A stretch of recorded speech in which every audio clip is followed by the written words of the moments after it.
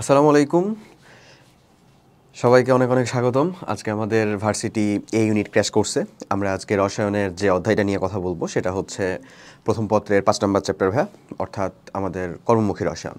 তো কর্মমুখী রসায়ন চ্যাপ্টারটা আসলে একটু ছোটোই চ্যাপ্টার, তাই না? এবং ইম্পর্টেন্সের দিক দিয়ে বলতে গেলে আসলে থিওরিটিক্যাল পার্ট এখানে বেশি থাকার জন্য এটার আমাদের থিওরি বেস যে এমসিকিউ বা সিকিউগুলো হয় সেখানেও বেশ ভালোই গুরুত্বপূর্ণ। এবং ইম্পর্টেন্সের দিক দিয়ে আরেকটা বিষয় বিবেচনায় নিতে পারো, আমাদের যখন শর্ট সিলেবাসও ছিল তখনও কিন্তু এই চ্যাপ্টারটা টোটালি বাদ করে দেওয়া হয়নি। আই রিপিট, আমি বলতেছি না যে পুরোটাই ছিল, বাট টোটালি বাদ দিয়ে দেওয়া হয়নি।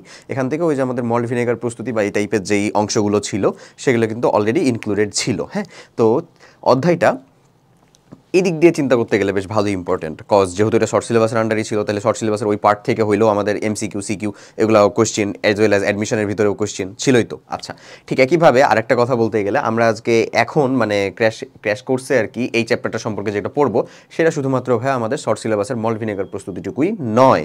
ওকে, এখানে আমাদের ক্র্যাশ কোর্স হিসেবে সম্পূর্ণ যেই সকল তথ্যগুলো আমাদের দরকার, মানে টোটাল যে টপিক আছে এই অধ্যায়ের, অর্থাৎ ফুল সিলেবাসে যে টপিকগুলো ছিল ওই সম্পূর্ণ টপিকের একেবারে জিস্ট কথাগুলোই এখানে অ্যাড করা আছে, যেগুলোর মধ্যেও আমরা ক্লাসের মধ্যে অবশ্যই বলে বুঝিয়ে দিব যে কোনটা আমার বেশি ইম্পর্টেন্ট, কোন জায়গাটা থেকে আমাদের প্রশ্ন হয়, কোথায় হয় এবং কখন হয়েছিল। এই সকল জিনিসপত্রগুলো আমরা ইনশাল্লাহ ভালো মতন এলাবোরেট করে ফেলবো। ওকে, তো আমাদের টোটাল যতগুলো টপিক আছে ইনশাল্লাহ সবগুলোই টাচ হয়ে যাবে। এটা তুমি অ্যাজ ওয়েল অ্যাজ মানে রিটেন স্ট্যান্ডার্ডও দেখতে পারবা, ইভেন এমসিকিউ স্ট্যান্ডার্ডেও থাকবেই। মানে এটুকু যদি কমপ্লিট করো, যে ইনফরমেশনগুলো এখানে আছে সেগুলো যদি আমরা কনজিউম করতে পারি, ধরে রাখতে পারি, ইনশাল্লাহ আমাদের এখান থেকে উত্তর করা খুব সহজ হয়ে যাবে। তো যাই হোক, কথাবার্তা না বাড়িয়ে আসো আমরা শুরু করি। ওকে, সো ফার্স্ট অফ অল আমরা দেখি, প্রথমেই আছে হচ্ছে খাদ্য সংরক্ষণ, খাদ্য উৎপাদন এবং সরবরাহ, এই রিলেটেড একটা টপিক, এবং এটা হচ্ছে খাদ্য ব্যবস্থাপনা। খাদ্য ব্যবস্থাপনার তিনটা মূলনীতি রয়েছে। কি ব্যবস্থাপনা বলো? খাদ্য ব্যবস্থাপনার তিনটি যে মূলনীতি রয়েছে, ব্যবস্থাপনার যদি এমনও থাকে খাদ্য ব্যবস্থাপনার মূলনীতি কয়টি, উত্তরটা হবে হচ্ছে কয়টা বলো? তিনটি। খাদ্য ব্যবস্থাপনার মূলনীতি হচ্ছে আমার তিনটি। তার মধ্যে প্রথম একটা হচ্ছে খাদ্য উৎপাদন, প্রথমটা। দ্বিতীয় হচ্ছে খাদ্য সংরক্ষণ, যেটা হচ্ছে এটার বেশ ক্রুয়েল পর্যায়ে আসলে বলতে পারো, cruel as well as crucial দুইটাই। তো এই পর্যায়টা হচ্ছে এটা খাদ্য সংরক্ষণ, এবং 3 নাম্বারটা হচ্ছে আমার আসলে সরবরাহ। সরবরাহ বলতে কি, খাদ্য তুমি সংরক্ষণ করে রাখলা কিন্তু যেই তোমার প্রপার অডিয়েন্স, সেই অডিয়েন্সের কাছে তো খাবারটা পৌঁছেও দিতে হবে, তো ওটা হচ্ছে আমার সরবরাহ অংশের মধ্যে। তো ওগুলা আসলে মেকানিক্যাল পার্টের মধ্যেই যায়। হ্যাঁ, সরবরাহ। ওকে, মেকানিক্যাল পার্টের মধ্যেই কেন যায় বলো? কারণ ওখানেও ম্যানেজমেন্ট থাকে, অবভিয়াসলি থাকে, বাট আমাদের রসায়নটা কোথায় বেশি অ্যাপ্লিকেবল? রসায়নটা যেখানে বেশি অ্যাপ্লিকেবল সেটা হচ্ছে আমাদের কোনটা বলো তো? সেটা হইল আমাদের এই যে সংরক্ষণে, খাদ্য সংরক্ষণে আমাদের রসায়নটাই হচ্ছে সব থেকে বেশি অ্যাপ্লিকেবল। তো খাবার সংরক্ষণের জন্য আমরা যেই জিনিসটা ব্যবহার করি, খুব সোজা ভাষায় বলতে গেলে সেটাকেই বলা হবে ফুড প্রিজারভেটিভ। বাট এটা একেবারেই এসএসসি লেভেলের কথা হয়ে গেল, আমরা এইচএসসি লেভেলে একটু বাড়ায় বলবো কথাটা। হ্যাঁ, বাড়ায় বলতে আর একটু প্রপারভাবে, সেটা হচ্ছে আমরা খাবার সংরক্ষণ করার জন্য যে সকল রাসায়নিক পদার্থ ব্যবহার করি, যারা আমার খাদ্যের মান বৃদ্ধি না করলেও গুণগত কোনো প্রকার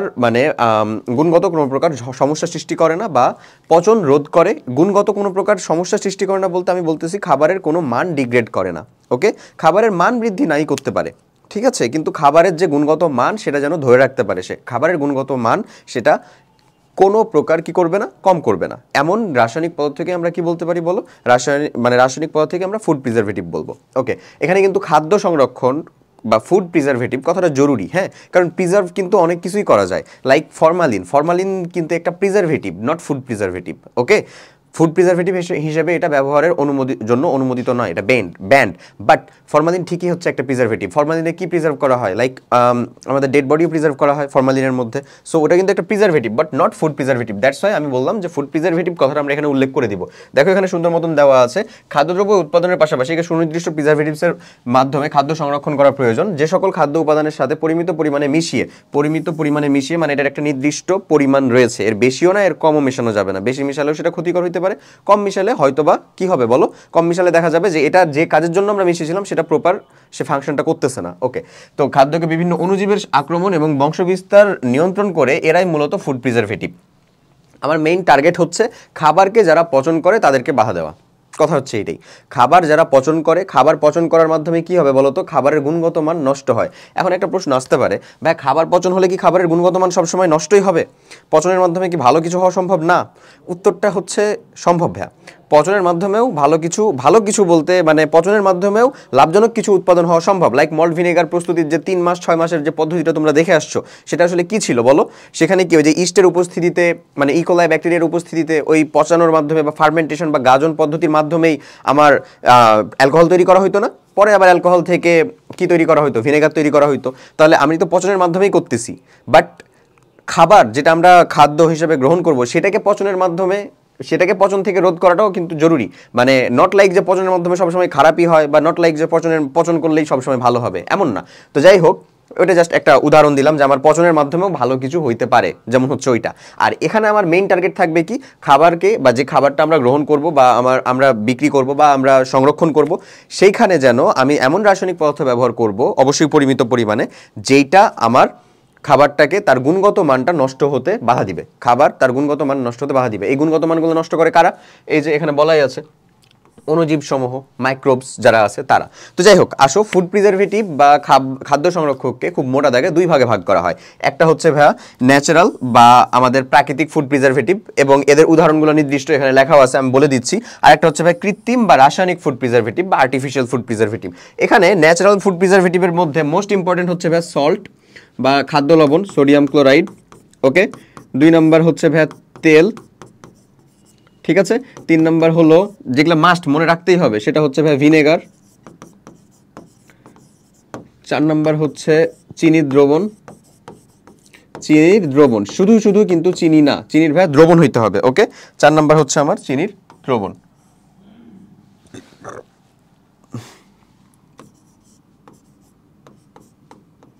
ওকে, আচ্ছা, এই কয়টা, এখানে একটা অ্যালকোহল এক্সট্রা দিয়ে রাখছে। ওকে, তুমি এটা অ্যাড করতে পারো, নো প্রবলেম। আর তারপরে হচ্ছে আর তিনটে কি, আর একটা হচ্ছে ভাই কৃত্রিম বা রাসায়নিক ফুড প্রিজারভেটিভ। তো এদের আবার কিছু ব্যাপার আছে, like sodium chloride. Sodium chloride যে পদ্ধতিতে আর কি খাবার সংরক্ষণ করে, সেটাকে কি বলা হয় বলো তো? কিউরিং বলে। সোডিয়াম ক্লোরাইড দ্বারা খাবার সংরক্ষণের প্রসেসটাকে কি বলা হয়? কিউরিং।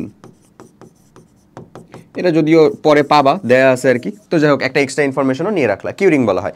তেল দিয়ে কি জাতীয় খাবার সংরক্ষণ করা হয় বলো? আমরা খুব সহজেই জানি, আমরা আচার সংরক্ষণ করি না? আচারের মধ্যে আমরা তেল দিয়ে রাখি না ভাই? এইটা। ভিনেগার দিয়েও খাবার সংরক্ষণ করা হয়। কেমন কেমন খাবার সংরক্ষণ করা যায়? দেখবা ফ্রিজ থেকে বের করা মাংস রান্না করার আগে বাসায় বেশ কিছুক্ষণ ভিনেগার দিয়েই কি করা হয়, সেটাকে মাখিয়ে মেরিনেট করে রাখা হয়, বা মেরিনেট করে না রাখলেও সেখানে ভিনেগার যোগ করে রাখা হয়। এটাতে কি হয়, খাবারের প্রোটিনগুলো ভেঙে যায়, আরও বেশি সুস্বাদু হয় এবং আমাদের জন্য সহজ হয় খাবারটা।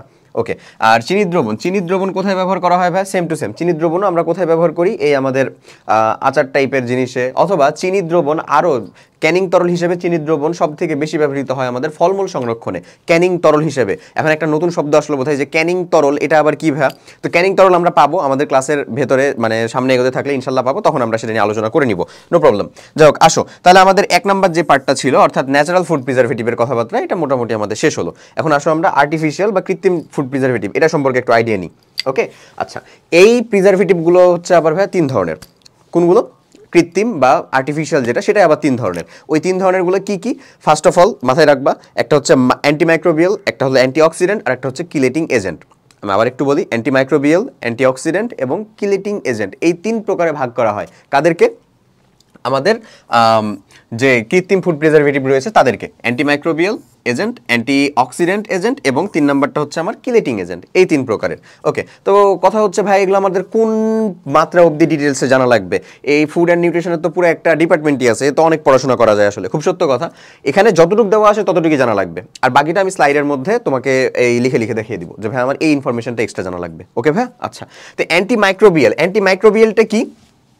এখানে উদাহরণ দেওয়া আছে, তাই না? আমরা প্রথমে এটা সম্পর্কে একটু জানবো যে অ্যান্টিমাইক্রোবিয়াল জিনিসটা কি, কাজটা করে কি। অ্যান্টিমাইক্রোবিয়াল এর নাম থেকেই তুমি আসলে দেখতে পাচ্ছ, অ্যান্টিমাইক্রোবিয়াল বলতে এই শব্দ, এখানে কি মাইক্রোবস আছে না ভাই? মাইক্রোবসগুলো কি আসলে? ব্যাকটেরিয়া, ছত্রাক, ফাঙ্গাস যেগুলো আছে, এগুলাই হচ্ছে আমার সেই মাইক্রোবস। ওকে, এই মাইক্রোবের বৃদ্ধি বা এর বংশবিস্তার যে বাধাদান করবে তারাই হচ্ছে অ্যান্টিমাইক্রোবিয়াল। অর্থাৎ মাইক্রোবসদেরকে প্রতিহত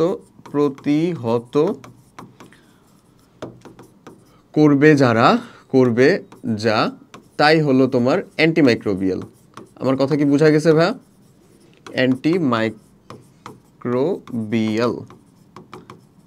অ্যান্টিমাইক্রোবিয়াল ফুড প্রিজারভেটিভ কারা?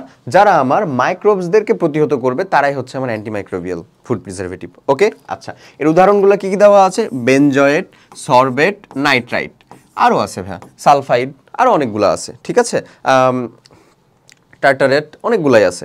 তো যাই হোক, এই কয়টা উদাহরণ তুমি জেনে রাখবা, সোডিয়াম বেনজয়েট, তারপরে হচ্ছে সরবেট, নাইট্রাইট। ওকে, এরপরে আছে হচ্ছে ভাই অ্যান্টিঅক্সিডেন্ট এজেন্ট। এটাও যদি তুমি যদি ওদের সাথে নামকরণ করে থেকে এটার একটা সুন্দর মতন মানে ডেরিভেশন বা ডেফিনেশন নিয়ে আসতে চাও, তাহলে এটাকে বলতে পারো কি, অ্যান্টিঅক্সিডেন্ট কারা? যারা আমার অক্সিজেনের ক্রিয়াশীলতা রোধ করে আসলে। আর একটা কথা হলো, অক্সিজেনের ক্রিয়াশীলতা রোধ করার কি আছে ভাই? আচ্ছা, ব্যাপারটা একটু বুঝাই। বিষয়টা হচ্ছে ফ্যাট থাকা, খাবারের মধ্যে ফ্যাট থাকা বা খাবারের মধ্যে ফ্যাট বা চর্বি থাকা, ফ্যাট অর চর্বির উপস্থিতি খাবার পচনের অন্যতম কারণ। উপস্থিতি খাদ্য পচনের, কি বলা যায় বলো, পচনের অন্যতম কারণ। ওকে, তো যেই সকল খাবারের মধ্যে এই জিনিসটা আছে, ফ্যাট বা চর্বির উপস্থিতিটা আছে, সেখানেই খাবারটা খুব দ্রুত বাতাসের অক্সিজেনের সাথেই অক্সিডাইজড, ওই মানে খাবারটা বলতে ওই চর্বি অংশই, লিপিড অংশই বাতাসের অক্সিজেনের সাথে জারিত হয়ে যায়। এবং এই যে খাবারের মধ্যে কেমিক্যাল রিয়াকশন, এটা মানেই তুমি বুঝবা যে তার গুণগত মানটা নষ্ট হচ্ছে, ভালো হচ্ছে না। আমি আবার বলি কথাটা, খাবারের মধ্যে যে কেমিক্যাল রিয়াকশন হচ্ছে, এটার মানেই হচ্ছে তার গুণগত মানটা কি হচ্ছে বলো, নষ্ট হচ্ছে আসলে। ওকে, তো এই যেই অন্যতম যে কারণ, এই জন্যই তো দেখো না গরুর মাংস বা এরকম আমরা কুরবানি গেল লাস্টে, তো দেখছো নিশ্চয়ই, এটা নিশ্চয়ই খুব বেশিক্ষণ বাইরে এরকমভাবে রাখা যায় না, অবভিয়াসলি সেটাকে আমাকে হিমায়িত করে সংরক্ষণ করতে হবে বা ফ্রিজে রাখতে হবে। এই যে ঘটনাটা, এটাই হচ্ছে এখানকার কাহিনী। কথাটা বুঝা গেছে কি আমার, যে ফ্যাট বা চর্বির উপস্থিতি অক্সিজেনের সাথে বিক্রিয়া করেই আমার খাদ্যটাকে দ্রুত পচায়া দেয়। তা আমি যদি অ্যান্টিঅক্সিডেন্ট ওখানে ইউজ করি, অ্যান্টিঅক্সিডেন্ট যে এজেন্টগুলো সেগুলো যদি ইউজ করি, তাহলে সেখানে অক্সিজেনের হেল্পে খাবারটা জারিত হতে সেটা প্রতিরোধ করবে, তারাই হচ্ছে আমার অ্যান্টিঅক্সিডেন্ট। আবার বলি আমি কথাটা, ফ্যাট বা চর্বির উপস্থিতিতে খাবার পচন দ্রুত হয় কেন? অক্সিজেন তার সাথে বিক্রিয়া করে জারিত করে ফেলে সেজন্য। তা আমি যদি এমন কোনো, আমি তো এখন ফ্যাট বা চর্বি সরাই ফেলতে পারবো না, বা আমার তো জরুরিও ফ্যাট বা চর্বিটা, তাই না? তা আমি যদি এমন কোনো এজেন্ট ইউজ করি, লাইক অ্যান্টিঅক্সিডেন্ট এজেন্ট যারা আছে, এমন যদি কোনো এজেন্ট ইউজ করি যারা আমার কি করবে, এই খাবারে চর্বি উপস্থিত থাকবে, নো প্রবলেম, কিন্তু আমার অক্সিজেনের বিক্রিয়াটাকে বাধা দিবে বা রোধ করবে, তাদেরকেই আমরা বলবো অ্যান্টিঅক্সিডেন্ট এজেন্ট। ক্লিয়ার? এইরকম সুন্দর করে ছোট্ট করে জাস্ট এটা সম্পর্কে একটু ডেফিনেশন মাথায় রাখলেই হবে, যেটা আসলে কি বোঝায়। ওকে, তো এদের উদাহরণগুলো কি কি ভাই? এদের উদাহরণের মধ্যে ইম্পর্টেন্ট উদাহরণ হচ্ছে যে এরা বিএইচটি, টিবিএইচকিউ, বিএইচএ, এরা হচ্ছে তোমার এদের উদাহরণগুলোর মধ্যে মোস্ট ইম্পর্টেন্ট উদাহরণ। ওকে, এছাড়াও রয়েছে আমার sulphide, vitamin C, vitamin A, propyl gallate, এদেরকে বলা হয় হচ্ছে আবার পিজি ভ্যা। ওকে, এই যে এ কয়টা, এখন এগুলা কি? বিএইচটি হচ্ছে ভাই বিউটাইলেটেড হাইড্রোক্সি টলুইন। বিউটাইলেটেড তুমি একটা মানে হাইয়েস্ট যে কাজটা করতে পারো সেটা হচ্ছে যে এদের মানে যে অ্যাব্রিভিয়েশনটা জেনে রাখতে পারো, বিউটাইলেটেড হাইড্রোক্সি টলুইন। ওকে, বিএইচএটা কি? বিএইচএটা হচ্ছে ভাইয়া butylated hydroxy anisole. Butylated hydroxy anisole. Okay, আচ্ছা, এই ঠিক আছে। টিবিএইচকিউটা কি? টিবিএইচকিউ হচ্ছে টারশিয়ারি বিউটাইল হাইড্রোক্সি কুইনন। আচ্ছা, টিবিএইচটা কি ভাইয়া? Tertiary butyl হাইড্রোক্সিকুইনন।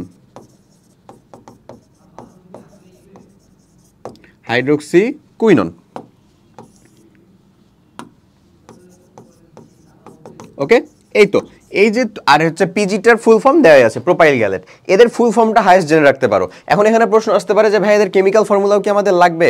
আমি প্রিফার করবো ভার্সিটি ক্র্যাশ, মানে ক্র্যাশের জন্য না, মানে ভার্সিটি টাইপের কোয়েশ্চেনের জন্য ভাই তোমার ফুল কেমিক্যাল ফর্মুলাটা তাদের লাগবে না।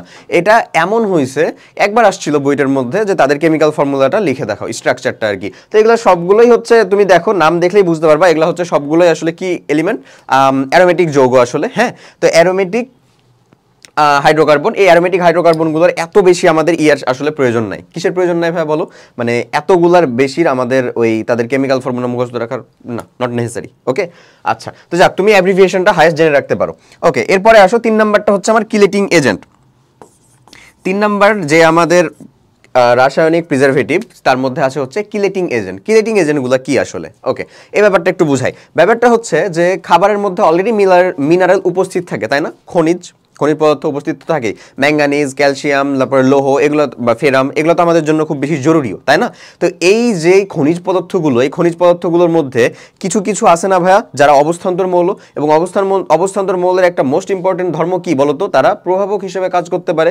আমি এতক্ষণ পর্যন্ত যে কয়টা কথা বললাম সেটা কি বুঝতে পারছো কি কি বলছি? আমি বললাম যে খাবারের মধ্যে খনিজ পদার্থ উপস্থিত থাকে, খাবারে খনিজ পদার্থ উপস্থিত থাকে। কেমন কারা কারা খনিজ পদার্থ ভাইয়া? ধরো হচ্ছে আমি ক্যালসিয়াম একে না নিয়ে আসি, আমি যদি ম্যাগনেসিয়াম, ম্যাঙ্গানিজ নিয়ে আসি ভাইয়া, ধরো হচ্ছে আমি ম্যাঙ্গানিজ নিয়ে আসলাম এবং ফেরাম নিয়ে আসলাম, এই দুইটা নিয়ে আসলাম ধরো আমাদের প্রয়োজনীয় এলিমেন্ট হিসাবে। ওকে, এদের খাবারে খনিজ উপস্থিতি, এরা আছে না উপস্থিত? ওকে, এরা আছে। এদের একটা one of the most important বৈশিষ্ট্য, এরা যেহেতু অবস্থান্তর মৌল, এরা কি হিসাবে কাজ করতে পারে ভাইয়া? প্রভাবক হিসাবে কাজ করতে পারে। পারে কি পারে না? এটার সাথে কি তোমরা একমত? অবশ্যই একমত হওয়ার কথা। প্রভাবক হিসাবে কাজ করতে পারে, প্রভাবক হিসেবে কাজ করে। তো একটা জিনিস দেখো, এরা যখন প্রভাবক হিসেবে কাজ করে তখন যে ঝামেলাটা করে সেটা হচ্ছে কি, এরা যখন প্রভাবক হিসেবে কাজ করবে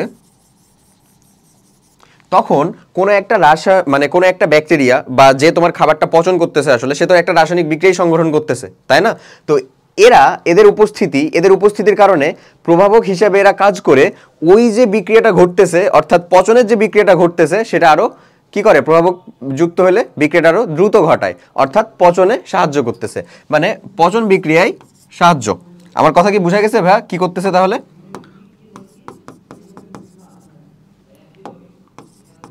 পচন বিক্রিয়ায় সাহায্য।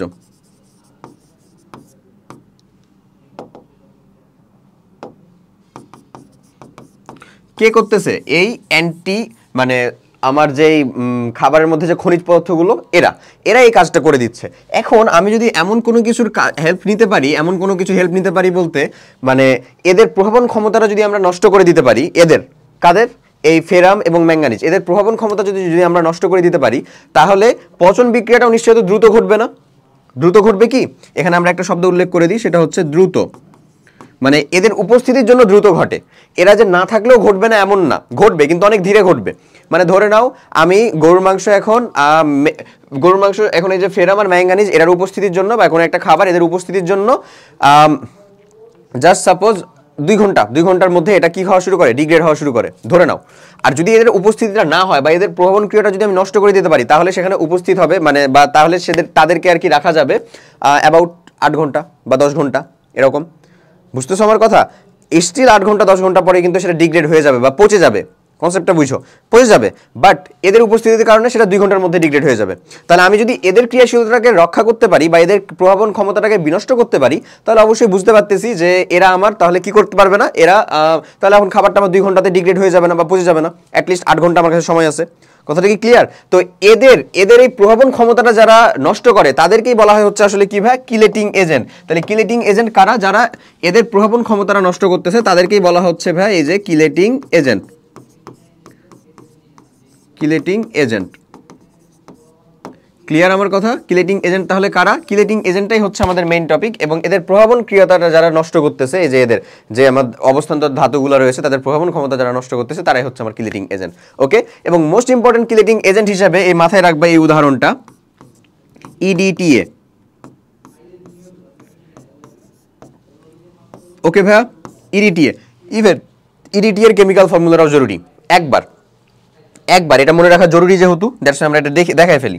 মোস্ট ইম্পর্টেন্টটা হচ্ছে আমার ইডিটিএ, ইডিটিএ, এটা হচ্ছে আমার ইথিলিন,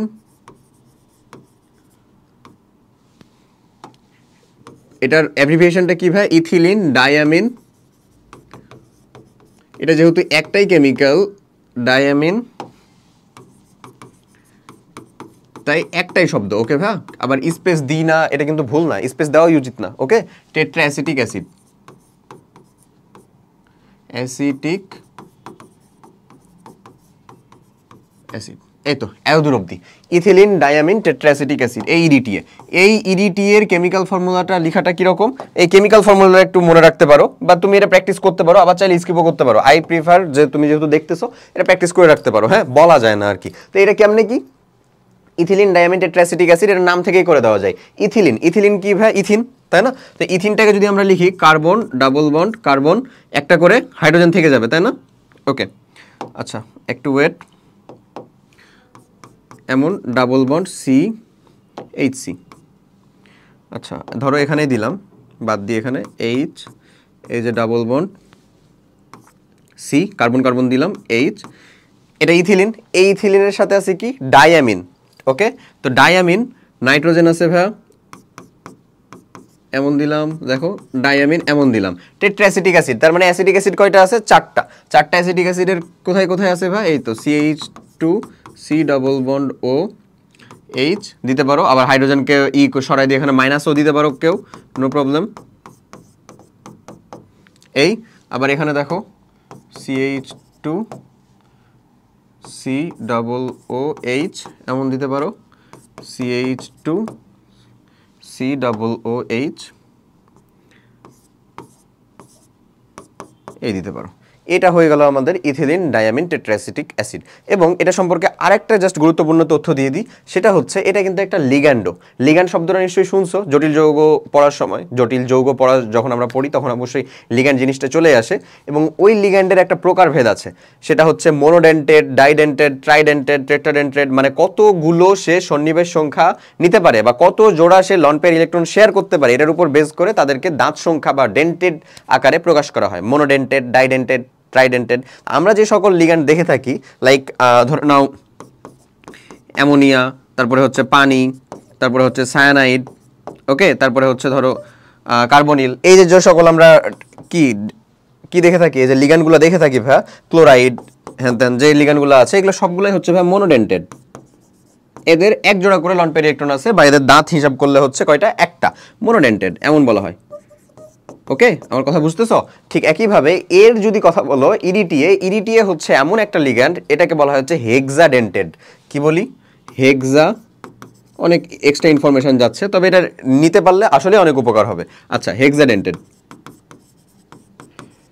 হেক্সাডেন্টেড কেন বলা হয় ভাই? কারণ এর 6 জোড়া লন পেয়ার ইলেকট্রন শেয়ার করার মতন অ্যাবিলিটি আছে। কয় জোড়া বলো? আমি আবার বলি, 6 জোড়া, ওকে? নট এ স্মল ওয়ার্ড আর কি, বা এত ছোটোখাটো 6 জোড়া ইলেকট্রন কিন্তু কম না আসলে। এই যে দেখো আমি 6 জোড়া আইডেন্টিফাই করে দিছি, এই যে এখানে এখানে এখানে এখানে এখানে এই যে 6 জোড়া ভাই, এই 6 জোড়া ইলেকট্রন দেওয়ার মতন এর কি আছে? ক্যাপাবিলিটি আছে, দ্যাটস ওয়াই। তো এই ছিল আসলে কি আমার, এই আসলে কি ছিল বলো? কিলেটিং এজেন্ট হিসেবে ছিল। তাহলে কিলেটিং এজেন্টের কোন জায়গাতে আমরা ছাড়ছিলাম? এই যে জায়গায় কিলেটিং এজেন্ট হিসেবে, এই যে দেখো ইডিটিএ এর ব্যবহার বেশ প্রচলিত, এ পর্যন্ত লেখা আছে। এছাড়াও ইডিটিএ মানে কিলেটিং এজেন্ট হিসেবে citric acid, lactic acid, ascorbic acid, polyphosphate এ সকলও ব্যবহার করা হয়। তাহলে কিলেটিং এজেন্ট কারা? কিলেটিং এজেন্ট হচ্ছে তারাই যারা আমাদের কি করতে বলে দাও, কিলেটিং এজেন্ট হচ্ছে তারাই যারা আমাদের রাসায়নিক বিক্রিয়ায় মানে পচন বিক্রিয়াটাকে দ্রুততর না হওয়ার জন্য উপস্থিত অবস্থান্তর মৌলের প্রভাবন ক্ষমতাটা নষ্ট করে, তারাই হচ্ছে আমার কিলেটিং এজেন্ট। ক্লিয়ার? ওকে, এর পরেরটাতে চাই আমরা তাহলে আসি। এর পরের পার্টে দেখো গুরুত্বপূর্ণ তথ্য, এই যে লবণ দ্বারা খাদ্য সংরক্ষণকে কি বলা হয়? কিউরিং বলা হয়। অলরেডি আমরা বলে ফেলছি, জানো নিশ্চয়ই লবণ দ্বারা খাদ্য সংরক্ষণের প্রক্রিয়াটাকে কি বলতেছিলাম আমরা? কিউরিং, ওকে। পরে ইথানোয়িক অ্যাসিডের 6 থেকে 10% জলীয় দ্রবণকে বলা হয় হচ্ছে বা ভিনেগার, ঠিক আছে?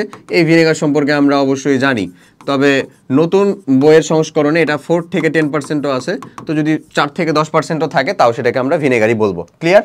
আচ্ছা, অণুজীব বংশবিস্তারে অনুকূল পিএইচ এর পরিসর হচ্ছে আমার কত? 6.5 থেকে 7.5। এবং আরেকটা ইনফরমেশনও মাথায় রাখবা যে 4.5 পিএইচ এর নিচে, 4.5 পিএইচ এর নিচে, হ্যাঁ,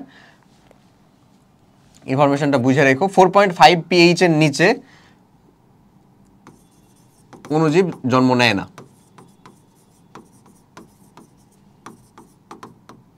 অণুজীব জন্মাইতে পারে না আর কি, জন্মাইতে না, জন্মাতে পারে না। ক্লিয়ার কথাটা ভাইয়া? 4.5 এর নিচে আমার অণুজীবরা জন্মাতে পারে না। তুমি অনুকূলটা দেখে গেলা, অনুকূলটা কত? 6.5 থেকে 7.5, এটা হচ্ছে অণুজীব জন্ম নেওয়ার কি আমার আদর্শ পিএইচ। এবং 4.5 পিএইচ এর নিচে যদি হয় তাহলে সেখানে আর সে কি জন্মাতে পারে না, আমার এই অণুজীব জন্মাতে পারে না। আচ্ছা, ভিটামিন বি সমৃদ্ধ খাদ্যে প্রিজারভেটিভ হিসেবে সালফাইড ব্যবহার করা হয় না। ইম্পর্টেন্ট ইনফরমেশন, ওকে? এবং কেন করা হয় না আমি আবার বলি, কথাটা কি বলছে? ভিটামিন বি সমৃদ্ধ খাবারে প্রিজারভেটিভ হিসেবে কাকে ইউজ করা হয় না? সালফাইড ইউজ করা হয় না। সালফাইডের বিভিন্ন যৌগের মধ্যে সালফার ডাইঅক্সাইডও একটা প্রিজারভেটিভ। ওকে ভাইয়া? কি? সালফার ডাইঅক্সাইড একটা প্রিজারভেটিভ।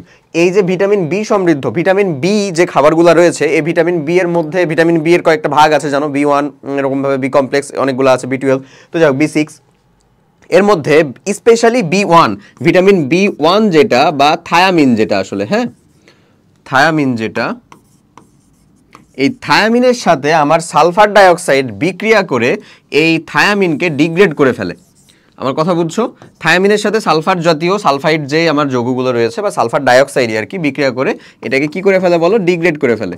তো এই যে ডিগ্রেড করে ফেললে খাবারের গুণগত মান তো নষ্ট হয়ে গেল আমার। তাহলে কি আমার এই প্রিজারভেটিভ, যেটা আমি প্রিজারভেটিভ দিছিলামই যেন খাবারের গুণগত মান নষ্ট না হয় বা অন্য কেউ যাতে নষ্ট করতে না পারে সেটা বাঁচানোর জন্য, সেখানে আমার এই প্রিজারভেটিভে যদি খাবারের গুণগত মান নষ্ট করে দেয় তাহলে কি হইলো বলো?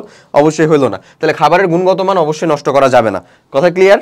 তাহলে এই হচ্ছে আমার এখানকার কথা, যে বি1 থায়ামিন আমার খাবারের ডিগ্রেড নষ্ট করে, মানে ডিগ্রেড করে ফেলে। দ্যাটস ওয়াই আমরা সালফার ডাইঅক্সাইড কে বা সালফাইড যারা আছে তাদেরকে আমরা কি হিসেবে ইউজ করি না? এই খাবারের, মানে এই আমরা প্রিজারভেটিভ হিসেবে ইউজ করব না কোন সকল খাবারে, যে খাবারগুলোর মধ্যে আমাদের ভিটামিন বি আছে। আচ্ছা, এছাড়াও সালফাইডের প্রতি অনেকে আবার অ্যালার্জিকও থাকতে পারে, দ্যাটস ওয়াই আরও বেশি। যাকগে, এটা একটা কারণ। আসো, এই যেখানে দেওয়া আছে বিএইচটি, এগুলো আমরা অলরেডি বলে ফেলছি, বিউটাইল হাইড্রোক্সিটোলুইন, বিএইচটি এর কেমিক্যাল ফর্মুলা দেওয়া আছে, জাস্ট ইন কেস দেওয়া আছে, আমি মানে প্রিফার করবো না। যদি কেউ পারো মনে রাখতে, no problem, you are very welcome. যদি কেউ না চাও মনে রাখতে, ইটস ওকে, এগুলা ইনশাল্লাহ ভার্সিটির ভিতরেই করবে না। আচ্ছা, তারপরে বিএইচএ, এটা কি? বিউটাইলের হাইড্রোক্সি অ্যানিসল, এটা সংকেত, এটা সংকেতটা দেওয়া আছে দেখো, C11H16O2 এমন। যাক, ঠিক আছে। এই যে খাদ্য কোটাজাতকরণের প্রণালী, এই যে এখানে দেখো আরেকটা যে টপিক ইনক্লুডেড আছে, এই টপিকের মধ্যেই পাওয়া হচ্ছে আমার ওই শব্দটা ক্যানিং তরল বা ক্যানিং লিকুইড। ওকে, যাক, এখানে কি দেওয়া আছে? খাদ্য কোটাজাতকরণের প্রণালী। খাদ্য কোটাজাতকরণের যে মানে স্টেপগুলো আছে, খাদ্য কোটাজাতকরণ করা হয় যে সকল খাবারকে, লাইক আমরা সবজি সংরক্ষণ করতে পারি, ফলমূল সংরক্ষণ করতে পারি, মাছ মাংস সংরক্ষণ করতে পারি। তো আমাদের খাবারের উপর নির্ভর করে প্রণালীতে কিছু কিছু পরিবর্তন করা হয়, বাট ইন অন কেস এটা অনেকটাই কি সেম। আমি আবার বলি, খাবারের উপর নির্ভর করে আমরা কোন খাবারটা সংরক্ষণ করছি সেটার উপর নির্ভর করে কিছু কিছু স্পেশাল স্টেপ নেওয়া হয়, কিছু কিছু স্পেশাল স্টেপে চেঞ্জেস আনা হয়। কিন্তু তাছাড়া অল ওভার খাবার সংরক্ষণের এই খাদ্য কোটাজাতকরণের যে পদ্ধতিটা, এটা কিন্তু কম বেশ সেম। এই প্রসেসটা কি কি? একটা ফ্লো চার্ট সিম্পলের মাধ্যমে তুমি যদি দেখো, সেটা হচ্ছে প্রথমে যে কাজটা করা হবে ভাই, সেটা হলো সংগ্রহ। আমি যা চাচ্ছি সংরক্ষণ করতে সেটা আমি সংগ্রহ করব। ওকে, সংগ্রহ করার পরে সেটাকে করতে হবে হচ্ছে ভাই ধৌতকরণ। কি করতে হবে বলো? আচ্ছা, ধৌতকরণের আগে আমরা সর্টিং করে ফেলি। প্রথমে আমরা সর্টিং করলাম, তারপরে ধৌতকরণের পরে সেটাকে গ্রেডিং করব। ওকে, গ্রেডিং করার মধ্যে আমরা বুঝাই দিচ্ছি যে এটা আমরা পিস পিস করতেছি আর কি। আচ্ছা, গ্রেডিং করার পরে এটাকে আমরা ক্যানের মধ্যে যোগ করার জন্য ক্যানিং তরল যোগে আচ্ছা, ক্যানিং তরল যোগে ক্যানে স্থানান্তর, এই কাজটা হচ্ছে আমার পরেরটা। ওকে, ক্যানিং তরল যোগ করে আমরা ক্যানের মধ্যে এটাকে স্থানান্তর করতেছি। আচ্ছা, তারপরে ক্যানিং তরল যোগে আমরা ক্যানের মধ্যে স্থানান্তর করলাম। এরপরে আমরা যে কাজটা করব সেটা হচ্ছে এটাকে এক্সস্টিং করব আর কি। আগে এক্সস্টিং, এরপরে ব্লাঞ্চিং, এরপরে তুমি এটাকে ব্লাঞ্চিং করার পরে অন্য কোনো স্টেপ হিসেবে এটাতে মধ্যে মেয়াদ, তারপরে হচ্ছে সিল করা, এই সকল কাজ করা হয়। তো এই সকল স্টেপগুলোর কাজ করা হয় এখানে, ঠিক আছে ভাইয়া? তুমি এই কাজগুলো কমপ্লিট করার পরে তুমি একটা ক্যানিং কি বাজারজাত করতে চাচ্ছ ক্যান হিসেবে, সেই কাজটা কমপ্লিট করতে পারো। এখানে এই ফ্লো চার্টটা অবশ্যই আমার এমনে, এখান থেকে এখানে ভাইয়া, তারপরে এখানে এই এমন। আচ্ছা, যাই হোক, তুমি এখানে দেখো, এখানে জাস্ট খাদ্যকরণের এমন একটি পদ্ধতি, সেখানে খাদ্যদ্রব্যকে জীবাণুমুক্ত করে বায়ুরোধী অবস্থায় প্রিজারভেটিভ সহকারে কৌটার মধ্যে খাদ্যমানকে অক্ষুণ্ণ রেখে সংরক্ষণ করা হয়। অবশ্যই খাদ্যমানকে অক্ষুণ্ণ রাখতে হবে। ওকে, আচ্ছা, দেখো এখানে আসলে আমরা দেখতে পাবো গুরুত্বপূর্ণ তথ্য, খাদ্য সংরক্ষণের ক্ষেত্রে গুরুত্বপূর্ণ তথ্য। কোটায় ফল সংরক্ষণের জন্য, ফল যদি সংরক্ষণ করতে হয় মাথায় রাখবা সেখানে চিনি দ্রবণ দিতেই হবে। আমি বলছিলাম চিনি দ্রবণ আমরা কোথায় ব্যবহার করি? ক্যানিং তরল হিসেবে। 30 থেকে 40% ঘনমাত্রায় চিনি দ্রবণকে প্রিজারভেটিভ হিসেবে ব্যবহার করা হয় কিসে ভাই? ফল সংরক্ষণের ক্ষেত্রে। ইম্পর্টেন্ট একটা ইনফরমেশন, ফল সংরক্ষণের জন্য কত? 30 থেকে 40%। এবং এটা কি হিসেবে ব্যবহার করা হয় আসলে? চিনি দ্রবণকে ক্যানিং তরল হিসেবে, ক্যানের মধ্যে যে তরলটা দেওয়া হয় ক্যানিং তরল হিসেবে। আচ্ছা, ওকে। এরপরে আম কোটাজাতকরণে 40% চিনি এবং 0.2% সাইট্রিক অ্যাসিড ব্যবহার করা হয়। এটা করে প্রিসাইজ করে দিচ্ছে যে আমের জন্য কতটুকু করা হয়, মনে রাখবা। ওকে, বাঁশ কোরাল সংরক্ষণে, বাঁশ কোরালটা কি মানে বাঁশের চারা আর কি, যেটা আর কি, হ্যাঁ, ওটাও কিন্তু খায়। তো যাই হোক, বাঁশ কোরাল সংরক্ষণে 7 থেকে 8% খাদ্য লবণ ব্যবহৃত হয়। সবজি জাতীয় যে সকল জিনিস আমরা সংরক্ষণ করব সেখানে আমরা চিনির পরিমাণটা একটু কম থাকবে, বাট সেখানে লবণটা বেশি থাকবে। তাই বলে যে লবণটা 30 থেকে 40% থাকবে এমন কিন্তু না, লবণ কিন্তু আবার নিজেও পানি শুষে নিতে পারে। তো লবণ আমরা 7 থেকে 8% এরকম একটা পরিমাণে ব্যবহার করি। সবজি জাতীয়টা বেশি, তারপরে আবার মাছ মাংসতেও বেশি। চিনির বদলে সেখানে আমরা কি ইউজ করি ভাই? লবণ। ওকে, আচ্ছা, দেখো মাছের প্রোটিনের পরিমাণ, এটা ডিরেক্ট প্রোটিনের পরিমাণে চলে গেছে যে 14 থেকে 20% হচ্ছে মাছের ভিতরে প্রোটিনের পরিমাণ। এটা একটা এক্সট্রা ইনফরমেশন, যেহেতু এখানে একেবারে জিস্ট ইনফরমেশনগুলো দেওয়া আছে, আমি সবগুলো বলতেছি। দেখো, খাদ্যদ্রব্যকে জীবাণুমুক্ত করার জন্য 5 থেকে 10% উত্তপ্ত করাকে ব্লাঞ্চিং বলে। আমি যে দেখলাম একেবারে ভাই, ব্লাঞ্চিং কাকে বলে মাত্রই লিখছিলাম না এখানে ভাই, এই যে ব্লাঞ্চিং। তো ব্লাঞ্চিংটা কি আসলে? খাদ্যদ্রব্যকে জীবাণুমুক্ত করার জন্য 5 থেকে 10 মিনিট কি করব আমরা? উত্তপ্ত করব, তাকে আমরা ব্লাঞ্চিং বলতেছি। ওকে, আচ্ছা, ব্লাঞ্চিংয়ে এনজাইম সম্পূর্ণরূপে ধ্বংস হয়। এই এনজাইমটা কি করে? আমার খাবার পচনে সাহায্য করে। এই এনজাইমটা সম্পূর্ণরূপে ধ্বংস হবে কি করলে? ব্লাঞ্চিং করলে। কথা ক্লিয়ার? আচ্ছা, এরপরে কোটায় ফল সংরক্ষণের ক্ষেত্রে 30 থেকে 40% চিনি দ্রবণ, এটা আমরা বলছি। শাকসবজিতে 1.5 থেকে 2.5% খাদ্য লবণ এবং মাছ মাংসের ক্ষেত্রে 7 থেকে 15% খাবার লবণ প্রিজারভেটিভ হিসেবে ব্যবহার করা হয়। এই যে আমি যে ইনফরমেশনটা দিয়েছিলাম এটাই এখানে খুব ভালো মতন বলা আছে। ফলমূল হলে সেখানে আমরা 30 থেকে 40% চিনি দ্রবণ ক্যানিং তরল হিসেবে যোগ করি। ওকে, শাকসবজি হলে সেখানে আমরা 1.5 থেকে 2.5% কি যোগ করবো ভাইয়া? খাদ্য লবণ যোগ করব। ওকে, কোনো টমেটো সংরক্ষণের ক্ষেত্রে যেমন চিনিও যোগ করি, লবণও যোগ করি। আচ্ছা, আসবো সেটা। ওকে, আর মাছ এবং মাংসের ক্ষেত্রে আমরা 7 থেকে 15% প্রিজারভেটিভ হিসেবে খাদ্য লবণ ব্যবহার করতে পারি। ক্লিয়ার? ওকে, এক্সস্টিংটা কি ভাই? এক্সস্টিং, এই যে দেখো এখানে এক্সস্টিং আছে। 90 থেকে 110 ডিগ্রি সেলসিয়াস টেম্পারেচারে তাপমাত্রায় 5 থেকে 7 মিনিট ধরে কি করা হয়? বয়েল করা হয়। 90 থেকে 110 ডিগ্রি সেলসিয়াস তাপমাত্রায় 5 থেকে 7 মিনিট। এটাতেও কি করা হয় ভাই? জীবাণুমুক্তকরণ করা হয়, নির্বীজকরণ করা হয়। ওকে, আচ্ছা, অধিক অ্যাসিড বিশিষ্ট খাদ্যকে 90 থেকে 100 ডিগ্রি সেলসিয়াস তাপমাত্রায় 30 মিনিট স্টেরিলাইজেশনও করতে হয়। যেখানে আমার অধিক অ্যাসিড রয়েছে যে কোনো খাবারে, ওই যে তোমাকে আমি বললাম যে ক্যানে ভর্তি করার প্রসেসটা অল আর এভারেজ সেম। কিছু কিছু জায়গায় চেঞ্জ আছে, খাবারের কোন খাবার দিচ্ছি সেটার উপর বেস করে কিছু কিছু জায়গায় আমরা পরিবর্তনটা নিয়ে আসি। হ্যাঁ, যে স্পেশাল টাইপের, যেমন এখানে অধিক অ্যাসিড বিশিষ্ট খাবারকে একটু বেশি সময় ধরে কি করা হয়? স্টেরিলাইজেশন করা হয়, এমন। তো এই কথাগুলোই বলতেছিলাম আসলে। আচ্ছা, পরের পার্টটা দেখো, অ্যাসিড কম বিশিষ্ট খাদ্যকে 120 ডিগ্রি সেলসিয়াস তাপমাত্রায় 1.5 থেকে 2 ঘন্টা স্টেরিলাইজিং করা হয়। তাহলে অ্যাসিড যেখানে বেশি সেখানে আমরা মাত্র 30 মিনিট স্টেরিলাইজেশন করব, বাট অ্যাসিড যেখানে কম সেখানে আমরা 1.5 থেকে 2 ঘন্টা সেটাকে স্টেরিলাইজেশন করি। ক্লিয়ার? এই কথাই। আচ্ছা, এরপরে কি খাবার মানে টমেটো সংরক্ষণে, দেখো এখানে টমেটো সংরক্ষণে 10% সোডিয়াম ক্লোরাইড দ্রবণ এবং চিনি দ্রবণ ব্যবহার করা হয়। এটাই ছিল আর কি এখানে, নো প্রবলেম। যাই হোক, পরেরটাই আমরা যাই, দেখো পরের এখানে কি বলে। আচ্ছা, পরের এখানে কিছু কথাবার্তা বলা আছে, সেই কথাগুলো জানতে হলে আমাদেরকে প্রথমে একটা ব্যাপার বুঝতে হবে, সেটা হচ্ছে একটা যখন দ্রবণ হয় ভাইয়া, আমাদের খাবার সংরক্ষণ বা ওই পার্টটা মোটামুটি আলহামদুলিল্লাহ শেষ। এখন দেখো এখানে যেটা আছে সে কথাটা যদি ভালো করে বুঝতে চাই তাহলে আমাদেরকে ভালো করে আরও দুইটা বিষয় বুঝতে হবে। সেটা কি? একটা হচ্ছে ভাই যখন দ্রবণ তৈরি হয় তখন সেখানে দুইটা বিষয় থাকে, দ্রব আর দ্রাবক থাকে, সেটা বলতেছি না, আমার কথা বুঝো। একটা হচ্ছে বিস্তার মাধ্যম আর একটা হচ্ছে বিস্তৃত বস্তু। কি থাকে ভাই? একটা হচ্ছে আমার বিস্তার মাধ্যম, দেখে রাখো তাহলে তুমি অবশ্যই এগুলা খুব ভালো মতন, সাসপেনশন, তারপরে হচ্ছে কলয়েড, তারপরে হলো দ্রবণ, এগুলা খুব ভালো মতন বুঝতে পারবা। বিস্তার মাধ্যম আর আরেকটা হচ্ছে ভাই বিস্তৃত, এটাকে বিস্তৃত মাধ্যমও বলে আবার বিস্তৃত পদার্থও বলে, যেটা বলবা তুমি। ওকে, তো দ্রবণের ক্ষেত্রে ইন কেস অফ দ্রবণের জন্য এই বিস্তার মাধ্যমটা হয় কি ভাবে বলো তো? দ্রাবক। ওকে, এবং এই যে আমার বিস্তৃত পদার্থ এটা কি হয় বলো তো? দ্রব। ইন কেস অফ দ্রবণ, ঠিক আছে? তো দ্রবণ হওয়ার ক্রাইটেরিয়াটা কি? দ্রবণ হওয়ার ক্রাইটেরিয়াটা হচ্ছে এইটা কখনো কি হয়ে যাবে না বলো?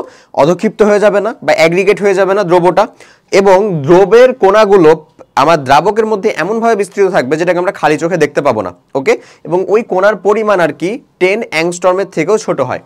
কত বললাম? 10 অ্যাংস্ট্রমের থেকেও ওই কোণার পরিমাণটা ছোট হয়। এবং যদি দেখি আমরা তারপরে এটার উপর ভিত্তি করে এবং দ্রব এবং দ্রাবকের উপর ভিত্তি করেই ধরো আরও দ্রবণ বাদে আরও দুইটা জিনিস আসে, সেটা হচ্ছে এক নম্বরে হলো আমাদের সাসপেনশন, কি আছে বলো? সাসপেনশন। আর দুই নম্বরে হচ্ছে আমার কলয়েড, আরেকটা কি আসে বলো? কলয়েড। এই দুইটা জিনিস আসে। ওকে, এটা হলো সাসপেনশন ভাইয়া, আরেকটা হচ্ছে কলয়েড, আরেকটা হচ্ছে দ্রবণ। এই তিনটা, এই বিস্তার মাধ্যম এবং বিস্তৃত পদার্থের উপর নির্ভর করে এই তিনটা টোটাল জিনিস হয়। তো দ্রবণের ক্ষেত্রে এটা সম্পর্কে তো আমরা খুব বেশি ইউজুয়াল, এটা ক্ষেত্রে তো আমরা জানি দ্রাবক এবং দ্রব, এটা তো বলেই ফেলছি। আচ্ছা, আর সাসপেনশন এবং কলয়েড এই দুইটা কি? সাসপেনশন হচ্ছে বিস্তার মাধ্যমে বিস্তৃত পদার্থটা কি হিসাবে থাকবে? জাস্ট একটা ফিজিক্যাল বন্ডের মাধ্যমে থাকবে, এবং এই সাসপেনশন কোণাগুলো দেখা যায়, খালি চোখেই দেখা যাবে। ওকে, এবং সাসপেনশন যখন আমরা বিস্তার মাধ্যমটাকে স্থির করে দিব তখন সেটা ক্রমশ নিচের দিকে অধক্ষিপ্ত হয়ে যাবে। ঠিক আছে, এটার খুব উৎকৃষ্ট, সাসপেনশনের উৎকৃষ্ট উদাহরণ হচ্ছে ক্ষুদ্র ক্ষুদ্র কোণায় বিভক্ত হয়ে অন্য পদার্থের মধ্যে ভাসমান থাকলে তাকে এরূপ মিশ্রণকে কি বলা হয় ভাই বলো? সাসপেনশন বলে। এটার একটা উৎকৃষ্ট উদাহরণ দেই, সেটা হচ্ছে ভাই অ্যান্টাসিডের সিরাপ যদি থাকে। ওকে, এটা আগে বেশি খুব প্রচলিত ছিল, অ্যান্টাসিডের সিরাপ, অ্যান্টাসিড সিরাপ।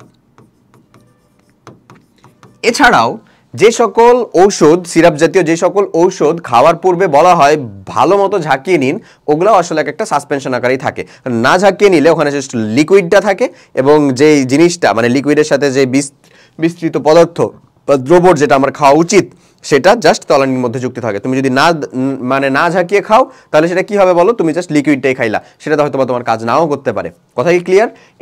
এটা ছাড়াও আরেকটা উৎকৃষ্ট উদাহরণ হচ্ছে কাদামাটির দ্রবণ। কাদামাটি দিয়ে যদি তুমি দ্রবণ বানাও ভাইয়া, কাদামাটি দিয়ে যদি তুমি দ্রবণ বানাও তাহলে দেখবা সেম টু সেম এমনই আসতেছে। কথা ক্লিয়ার? এই আচ্ছা, এরপরের পার্টটা হচ্ছে এটা কি আসলো?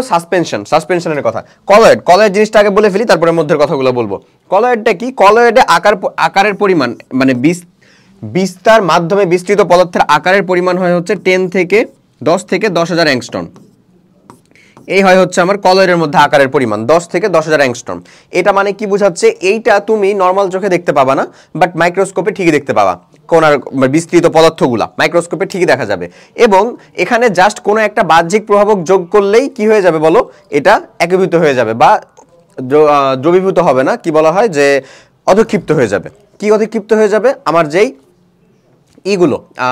আমার যে বিস্তার মাধ্যমে বা বিস্তৃত পদার্থ যেগুলো আছে সেগুলো একীভূত হয়ে যাবে, এক জায়গায় জড়ো হয়ে যাবে, যে কোনো একটা বাহ্যিক প্রভাবক। এই বাহ্যিক প্রভাবক অনেক কিছু হতে পারে, মেকানিক্যাল অ্যাকশন হতে পারে, কেমিক্যাল অ্যাকশন হতে পারে, আমরা আলোচনা করব। দুধ থেকে যখন মাখন তৈরি তখনই এটা চলে আসবে আর কি। ওকে, বাট কথা হলো কি, এখানে বিস্তার মাধ্যম এবং বিস্তৃত পদার্থ এরা কিন্তু মিশ্রণটা প্রপার দ্রবণ তৈরি করে না। দ্রবণ তৈরি করে শুধুমাত্র দ্রাবক এবং দ্রব যুক্ত হলে, সেটা তো দ্রবণ, সেটা আলাদা একটা পার্ট।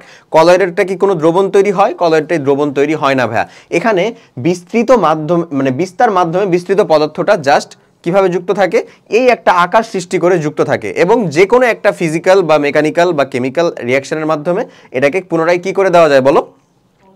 একীভূত করে দেওয়া যায়। কিন্তু সাসপেনশনের মতন এটা যদি কলয়েডকে তুমি যদি স্থির রেখে দাও তাহলে যে সেটা একীভূত হয়ে যাবে এমন কিন্তু আবার না। সাসপেনশনের সাথে এটার মেইন একটা ডিফারেন্স হচ্ছে এমন। কথা ক্লিয়ার? ওকে, এখন এখানে একটা শব্দ আছে হচ্ছে কোয়াগুলেশন। কোয়াগুলেশনটা কি? কোয়াগুলেশনটাই হচ্ছে এটা, কলয়েডের বিস্তৃত যে কোণাগুলা রয়েছে, বিস্তার মাধ্যমে যে কোণাগুলা রয়েছে সেগুলোকে একীভূত করে দেওয়ার যে উপায়টা সেটাই হচ্ছে কোয়াগুলেশন। দেখো, কলয়েড দ্রবণের মধ্যে তড়িৎ বিশ্লেষ্য পদার্থ যোগ করে কলয়েড দ্রবণের কোণার অধক্ষেপ বা কলয়েড কোণা বিস্তার মাধ্যমে কলয়েড কোণা ও বিস্তার মাধ্যমের পরস্পর দূরে সরে যাওয়াকে বলা হয় কোয়াগুলেশন। আশা করি বুঝতেছো যেটা আমি বললাম মাত্রই। কোয়াগুলেশন জিনিসটা তাহলে কি? আমরা যে কলয়েডের যে সকল কোণা আছে, বিস্তৃত যে কোণাগুলো আছে সেগুলোকে একীভূত করে অধক্ষিপ্ত করতে পারাটাই হচ্ছে কোয়াগুলেশন। ওকে, একটা খুব সুন্দর উদাহরণ দিই ভাইয়া, সেটা হচ্ছে দুধ। ঠিক আছে, এই দুধটা আসলে কি ভাইয়া? দুধটা হচ্ছে একটা কলয়েড জাতীয় পদার্থ, এবং এটা কি কলয়েড? এটা হলো, বলে দিই, এটা হচ্ছে ভাইয়া পানিতে, এটা হচ্ছে পানিতে চর্বির ইমালশন। এখন আবার একটা কথা আসতে পারে ভাইয়া, যে ভাইয়া পড়তেছিলাম তো কলয়েড, ইমালশন আসলো কই থেকে? এই কথা, কলয়েডের প্রকারভেদ আছে, একটা আছে হচ্ছে ভাই ইমালশন, একটা হচ্ছে সল, একটা হচ্ছে জেল। এর ইমালশনটা হচ্ছে এইটা। ওকে, যেখানে আমার দুইটাই কি জাতীয় থাকে বলো? একটা মানে লিকুইডের মধ্যে কঠিন যুক্ত থাকে এমন। আচ্ছা, এটা পার্টটুকু কথা শেষ। এখানে কোনো দ্রবণে যে উপাদানের পরিমাণ কম হয় সেটাকে বলা হয় হচ্ছে, এখানে দ্রবণ বলে রাখছে তাই না? কোনো দ্রবণে যেটার পরিমাণ কম হয় ভাই সেটাকে বলা হয় হচ্ছে আসলে দ্রাবক। কি বলা হয় বলো? দ্রাবক না, বলা হয় হচ্ছে আসলে, আবার বলে দিই, এখানে বলছে যে কোনো দ্রবণে যে উপাদানের পরিমাণ কম হয় সেটিকে বলা হয় হচ্ছে উপাদানের দ্রব। নরমালি দ্রাবক এবং দ্রাবকের মধ্যে দ্রব এবং দ্রবণ থাকে, তার মধ্যে কার পরিমাণটা কম থাকবে বলো? দ্রবের পরিমাণটা কম থাকে। বেশি থাকবে কার পরিমাণটা? দ্রাবকের পরিমাণটা। শেষ, এই হলো কথা। আচ্ছা, কোনো উপাদানের মধ্যে পরিমাণ কম হলে সেটাকে দ্রব, মানে যার উপাদানের কম হয় সেটা কি হয়? দ্রব হয়। ওকে, এখানে আমরা পরের কনসেপ্টের ভিতরে গেলে দেখতে পাবো সাবান জলীয় মাধ্যমে কলয়েড সৃষ্টি করে। অবশ্যই সাবান জলীয় মাধ্যমে কি সৃষ্টি করবে ভাই? কলয়েড সৃষ্টি করবে। কিন্তু অ্যালকোহলীয় মাধ্যমে তৈরি করে ক্রিস্টালয়েড। ক্রিস্টালয়েডটা হচ্ছে আরেকটা অবস্থা যেখানে মনে হবে সেটা একটা কঠিন ক্রিস্টাল আকারে আছে এমন। আচ্ছা, এখন কলয়েডের মধ্যে পানির পরিমাণ বেশি থাকলে তাকে বলা হয় সল, লাইক অ্যারোসল, আমরা যে ইউজ করি গ্যাসের মধ্যে পানির সলিউশন, এই অ্যারোসল। আর যদি পানির পরিমাণ কম থাকে তাহলে বলি হচ্ছে জেল। সলটা হলো এমন একটা পদার্থ যার মধ্যে পানির যে ধর্ম উঁচু থেকে নিচুতে যাওয়া সেটা দেখা যাবে, বাট জেলটার মধ্যে এই ধর্ম দেখা যাবে না। জেলটা অনেকটা থকথকে কঠিন, এরকম কঠিন এবং লিকুইডের মাঝামাঝি এই অবস্থায় থাকে। লাইক জেল তো আমরা ইউজ করি, ইভেন আমরা যে জেলি খাই পাউরুটি বা আদার্স যে কোনোর সাথে ভাই, তো ওই জেলিটা একটা জেলেরই উদাহরণ। ওকে, আচ্ছা, এরপরে আসো ইথানল মাধ্যমে সাবান ক্রিস্টালয়েড। এটা তো বললামই। আর কলয়েড পদার্থের অনুরাকৃতি 1 ন্যানোমিটার অপেক্ষা কম হয়, এখানে আমরা বলে দিয়েছি এই কথা। আচ্ছা, এরপরের কনসেপ্টে আসো। এই যে দেখো, দুধ, মাখন এবং ঘি সম্পর্কিত তথ্য, এই তথ্যের ভিতরে ইনশাআল্লাহ ওগুলো আরো বেশি ক্লিয়ার হয়ে যাবে। তা আসো আমরা টোটাল মাখন মন্থন এই টাইপের অনেক বেশি জিনিসপত্র ছিল ওগুলাতে ভাই। হ্যাঁ, দুধ থেকে মাখন উৎপাদন করা এই চ্যাপ্টারের আমরা এখান থেকে একেবারে যে ইনফরমেশনগুলো তোমার জানা প্রয়োজন অবশ্যই সেগুলোই জাস্ট নিয়ে আসি। আসো, এখানে কি আছে? দুধ একটি কলয়েড। প্রথমে একটা কথা, দুধ একটা কলয়েড, এবং এটা কার কলয়েড? আমি তো এখানে বলে দিছি, পানির মধ্যে চর্বি কণার। ঠিক আছে, আচ্ছা দেখো এখানে একটা জিনিস বলে দিই, দুধ হচ্ছে ভাইয়া পানির মধ্যে চর্বি কণার। পানির মধ্যে কেন লিখতেছি এটা আবার বলতে পারো, কেন ভাইয়া লিখতেছেন আবার দেখাচ্ছি, থামো। পানির মধ্যে চর্বি কণা, এটা কলয়েড। আচ্ছা, আর মাখনটা কি ভাই? এটার এক্সাক্ট উল্টো। মাখনটা কি? মাখনটা হচ্ছে চর্বির মধ্যে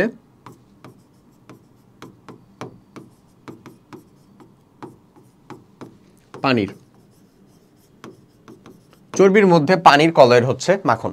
ক্লিয়ার? আচ্ছা, এখানে কি বলে? দুধ একটি কলয়েড, প্রতি 100 ml দুধে 30 থেকে 35 গ্রাম প্রোটিন থাকে। এবং দুধের মধ্যে কোন প্রোটিন থাকে ভাই? কেসিন। মাথায় রাখবা কিন্তু, কি প্রোটিন থাকে আমার? কেসিন। আচ্ছা, এখানে বলতেছে দুধের প্রোটিনের 76 থেকে 86 প্রোটিনই হলো কেসিন, বলে দিছে, আমিও লিখছি। আচ্ছা, দুধে A, B6, B12, C, D, K, E ইত্যাদি ভিটামিন থাকে। আচ্ছা, ভালো কথা জানলাম। দুধে থাকা 4.8% ল্যাকটোজ দুধের 40% কি নিয়ে আসে? ক্যালারির যোগানদার। এখানকার ক্যালারির যোগানদার কে? ল্যাকটোজ। ওকে ব্রাদার, এখানকার ক্যালারির যোগানদার কে? আমার ল্যাকটোজ। আচ্ছা, ল্যাকটোজ কি? এটা আবার একটা ডাইস্যাকারাইড। ঠিক আছে, এটাও একটা জৈব মানে অর্গানিক কম্পাউন্ড। এটা একটা ডাইস্যাকারাইড যেটা আসলে ফ্রুক্টোজ এবং গ্যালাক্টোজের সাহায্যে গঠিত। দেখি আমরা, এটা থাকার কথা। ল্যাকটোজ হচ্ছে একটা ডাইস্যাকারাইড, এই যে ছিল, যা গ্লুকোজ এবং গ্যালাক্টোজের সাহায্যে দ্বারা গঠিত। আচ্ছা, মাখন হলো দুধের স্নেহ জাতীয় পদার্থের ইমালশন। বললাম দুধের স্নেহ জাতীয় পদার্থ কি চর্বি, চর্বির ইমালশন। মাখনের 80% হচ্ছে চর্বি, 16% পানি ভাইয়া, তাহলে কি কিসের পরিমাণটা বেশি? চর্বি না, পানির পরিমাণই কম, সেজন্যই বলা আছে চর্বির মধ্যে পানির ইমালশন। ওকে, এবং 4% দুগ্ধ প্রোটিন, এবং এই প্রোটিনটা কোনটা? Casing protein. আচ্ছা, এবং এখানকার ডাইস্যাকারাইড কোনটা এলিমেন্ট ভাইয়া? ল্যাকটোজ। তাহলে আমরা প্রোটিন জানলাম, কোন প্রোটিন থাকে? কেসিন প্রোটিন থাকে। দুধের আমার শক্তির উৎসটা কে দেয়? ল্যাকটোজ দেয়। ল্যাকটোজ কি দ্বারা গঠিত? একটা ডাইস্যাকারাইড, যেটা আমার গ্লুকোজ এবং গ্যালাক্টোজ দ্বারা গঠিত। ক্লিয়ার? আচ্ছা, মাখন হচ্ছে কি? চর্বির মধ্যে পানির ইমালশন। লিখছি আমরা এই সবল। আচ্ছা, মাখন বানানোর জন্য দুধকে সেন্ট্রিফিউজ করা হয়। সেন্ট্রিফিউজ মেশিন আছে ভাই, সেন্ট্রিফিউজ করা হয়। পূর্বে এটা হস্তচালিত সেন্ট্রিফিউজ মেশিন ছিল, হাত দিয়ে চালাতে হতো। বর্তমানে মেশিনারিজ দিয়ে অ্যাপ্লাই করা যায়। এটা 70 ডিগ্রি সেলসিয়াস তাপমাত্রায় উত্তপ্ত করে দ্রুত শীতল করার মাধ্যমে পাস্তুরিত করা হয়। তাহলে দুধ পাস্তুরিকরণের নিয়মটা কি? দ্রুত দুধ পাস্তুরিকরণের নিয়মটা হচ্ছে, এটাকে আমরা 70 ডিগ্রি সেলসিয়াস তাপমাত্রায় ফুটানোর পরে দ্রুত কি করব? ঠান্ডা করব, লাইক ফ্রিজে রেখে দিব, পাস্তুরিত হয়ে যাবে। পরিশোধিত মাখন হলো ঘি। তাহলে ঘিয়ের সংকেতটা কি? মাখনটারই পরিশোধিত পর্যায়। ওকে, আচ্ছা, মাখন 30 ডিগ্রি সেলসিয়াস তাপমাত্রায় গলা শুরু করে, 64 ডিগ্রি সেলসিয়াস তাপমাত্রায় সম্পূর্ণরূপে গলে যায়। এটা এক্সট্রা ইনফরমেশন। 120 ডিগ্রি সেলসিয়াস তাপমাত্রায় মাখনে কিছু সময় তাপ দিয়ে ঘি তৈরি করা হয়। তাপমাত্রার উপর নির্ভর করে ঘিয়ের অনেক প্রকারভেদ বের করা হয়। ওকে, ঘি লোহা বা তামার পাত্রে সংরক্ষণ করা উচিত নয়, এটা ইম্পর্টেন্ট, এটা জিনিস মাথায় রাখতে হবে। লোহা বা তামার পাত্রে এটাকে কি করা, এই আমরা সংরক্ষণ করা উচিত নয়, বরঞ্চ এটা তুমি প্লাস্টিকের পাত্রে বা কাচের পাত্রে সংরক্ষণ করতে পারো। কাঁচটা হচ্ছে সব থেকে বেশি প্রিফারেবল। ওকে, ঘিয়ের স্বাদ, গন্ধ, বর্ণ বিভিন্ন দুধের উৎস, উৎপাদনের সময়কাল এবং তাপমাত্রা ও সময়কালের উপর নির্ভর করে। এগুলা বললাম আমরা অলরেডি। আচ্ছা, চলে আসো আমরা ইনফরমেশনের মধ্যে পরেরটাতে যাই। এবার আমাদের খাদ্য সংরক্ষিত শেষ। এবার আমরা টয়লেট্রিজ এবং পারফিউম রকমারি সম্পর্কে, পারফিউম সম্পর্কে তথ্য নিব। তো এখানে ওই যে বললাম আবার, মানে এক্স্যাক্ট যে ইনফরমেশনগুলো তোমার একেবারে দরকার ছিলই, সেগুলোই জাস্ট অ্যাড করা আছে। আমরা ওগুলো বলছি, ওগুলো জাস্ট মনে রাখতে হবে। দেখো, ট্যালকম পাউডারকে ফাঁপানোর জন্য ক্যালসিয়াম কার্বনেট বা ম্যাগনেসিয়াম কার্বনেট ব্যবহার করা হয়। কি করার জন্য? পাউডার বানানোর জন্য বা গুঁড়া গুঁড়া করার জন্য। আচ্ছা, সংবেদনশীল ত্বকের জন্য অ্যারারুট পাউডার ব্যবহার করা হয়, এই একটা কথা। স্নোতে প্রিজারভেটিভ হিসেবে ব্যবহার করা হয় হচ্ছে প্রোপাইল পাইড্রক্সি বেনজয়েট, এই জিনিসটা। ওকে, প্রোপাইল পাইরোহাইড্রক্সি বেনজয়েট, এটা কোথায় ব্যবহার করা হয়? স্নোতে, যেটা আমরা ইউজ করি বা আমরা ক্লিনিং যখন আমরা সেভ করি তখন এটা ইউজ করি। আচ্ছা, 0.15% মিথাইল পাইরোহাইড্রক্সি বেনজয়েট ব্যবহৃত হয়। এখানে দুইটা জিনিস, 0.2% প্রোপাইল হাইড্রক্সি বেনজয়েট এবং 0.15% মিথাইল হাইড্রক্সি বেনজয়েট। আচ্ছা, প্যারাহাইড্রক্সি বেনজয়েট। কোল্ড ক্রিমে প্রোপাইল প্যারাবিন প্রিজারভেটিভ হিসেবে ব্যবহৃত হয়। দেখো ভাইয়া, যে ইনফরমেশনগুলো আছে সেই ইনফরমেশনগুলো কীরকমভাবে জরুরি, ব্যাপারটা হলো যে তুমি যখন দেখবা, যখন আমাদের ফুল সিলেবাস ছিল 20 সালের আগ পর্যন্তই, তখন এখান থেকে যে প্রশ্নগুলো হইতো এমসিকিউ টাইপের, এখানে স্পেশাল এই টাইপের কোয়েশ্চেন থাকতো। এবং মেডিকেল কোয়েশ্চেন অ্যাডমিশনের জন্য তো এটা খুব বেশি ইম্পর্টেন্ট ছিল, যে একটা কোয়েশ্চেন দিয়েই তো আটকে দেওয়া যাবে। এই আমার স্নোতে প্রিজারভেটিভ হিসেবে কী ব্যবহার করা হয়? এই যে প্রোপাইল প্যারাহাইড্রক্সি বেনজয়েট, তারপরে মিথাইল প্যারাহাইড্রক্সি বেনজয়েট, এগুলো যে ইউজ করা হয় এই টাইপের। এটা তো মনে রাখা ছাড়া আর কোনো উপায় নাই, আছে কি? নাই। তো মনেই রাখতে হবে আসলে কত পার্সেন্ট, সেটা না রাখলেও তোমাকে অ্যাটলিস্ট এটা কি ইউজ করা হয় সেটা তো মনে রাখতেই হবে, সেটা ছাড়া তো কোনো উপায় নাই। তা আসলে আমরা মনে রাখি আর কি। আচ্ছা, লিপস্টিক মূলত ক্ষারের মধ্যে রঞ্জক পদার্থের ডিসপারশন। লিপস্টিক যে এলিমেন্ট, সেটা আসলে ক্ষারের মধ্যে একটা রঞ্জক পদার্থের ডিসপারশন। আচ্ছা, আফটার শেভ লোশনে ক্যামোমিল ফুল, প্রবলি এটা ক্যালোমিল ছিল, শোন না। আচ্ছা, যাই হোক, হেমোলিস ফুল এবং ল্যাকটিক অ্যাসিড এবং অ্যালকোহলের ব্যবহৃত হয়। দেখো, এটা কি আফটার শেভ লোশনে? আমরা জানি আফটার শেভ লোশন যেটা ইউজ করি আমরা, সেটা বেশ সুগন্ধিযুক্ত হয়। দেখো, এখানে বেশ ভালো রকমের ফুল আছে, এই যে দেখো ক্যামোমিল ফুল, তারপরে হেমোলিস ফুল, এগুলা, তারপরে lactic acid as well as alcohol use করা হয়। আচ্ছা, এরপরে বোরাক্সের সংকেত, এটা জেনে রাখা দরকার। বোরাক্সের সংকেতটা একটু জেনে রাখতে হবে। বোরাক্সের সংকেত কি? Na2B4O7 × 10H2O, 10 অণু পানি। এটা একটা ডেকাহাইড্রেট যৌগ। ওকে, কত? ডেকাহাইড্রেট যৌগ। আচ্ছা, এরপরে আসো আমাদের গ্লাস ক্লিনার এবং এর টয়লেট ক্লিনারের প্রস্তুতি। গ্লাস ক্লিনার এবং টয়লেট ক্লিনার সম্পর্কে আমাদের তথ্য, আমাদের এই ক্রুশিয়াল কিছু জিনিসপত্র, মানে ক্রুয়েল কিছু জিনিসপত্রের মধ্যে এটা অবশ্যই একটা ইম্পর্টেন্ট জিনিস, যে গ্লাস ক্লিনার এবং টয়লেট ক্লিনার। ওকে, তো গ্লাস ক্লিনার প্রস্তুতিতে লিকার অ্যামোনিয়া এটাই আমাদের জরুরি। গ্লাস ক্লিনারের মেন উপাদান হচ্ছে ভাই অ্যামোনিয়াম হাইড্রক্সাইড, মৃদু ক্ষার অ্যামোনিয়াম হাইড্রক্সাইড হচ্ছে গ্লাস ক্লিনারের মেন উপাদান। টয়লেট ক্লিনারের মেন উপাদান কি? আমার সোডিয়াম হাইড্রক্সাইড। যদি সেটা ক্ষারীয় টয়লেট ক্লিনার হয় তাহলে অ্যাসিডিক টয়লেট ক্লিনারও বলে কিছু হয়, জানো? অ্যাসিডিক টয়লেট ক্লিনারও বলে কিছু হয়, সেখানে আমার ফসফরিক অ্যাসিড ব্যবহার করা হয়। দেখাবো আবার, এই যে বলাই আছে ফসফরিক অ্যাসিড ব্যবহৃত হয়।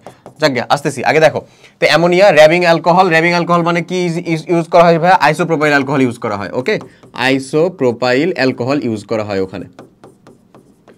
আচ্ছা, তারপরে সিলিকন এবং সারফেক্টেন্ট ব্যবহৃত হয়। সারফেক্টেন্ট কি কাজে? ক্লিনিং এর কাজে।